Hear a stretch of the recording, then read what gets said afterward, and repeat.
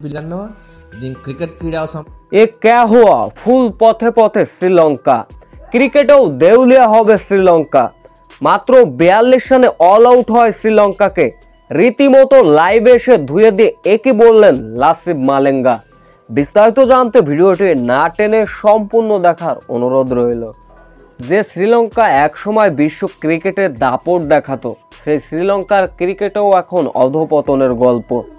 এর আগে পাকিস্তানের বিপক্ষে মাত্র 71 রানে অল আউট হওয়ার নজির ছিল লঙ্কানদের, সেটাও আবার 1994 সালে ক্যান্ডিতে। পাকিস্তানের কাছে এমনভাবেই বিধ্বস্ত হয়েছিল শ্রীলঙ্কা। আজ ডারবানে ঘটল নয়া এক ইতিহাস।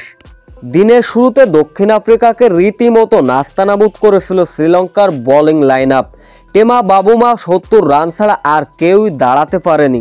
প্রথম ইনিংসে 171 রানে গুটিয়ে গিয়েছিল দক্ষিণ আফ্রিকা, কিন্তু এরপরে পটিয়া বোলাররা যেন প্রতিশোধ নিলেন।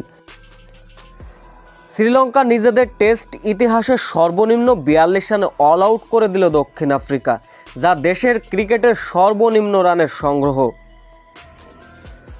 মূলত পেসার মার্কো জনসনের বিধ্বংসী বোলিংয়েই এমন লজ্জায় ডোবে শ্রীলঙ্কা। একাই নিয়েছিলেন 6 উইকেট। এদিকে শ্রীলঙ্কার এমন লজ্জাজনক অল আউটের পর নিজের ইউটিউবের লাইভে আসলেন লাসিথ মালিঙ্গা। তাদের ব্যাটিং লাইন আপদের বেদমভাবে ধুসিয়েছেন। তিনি বলেন, যদি এমন ক্রিকেট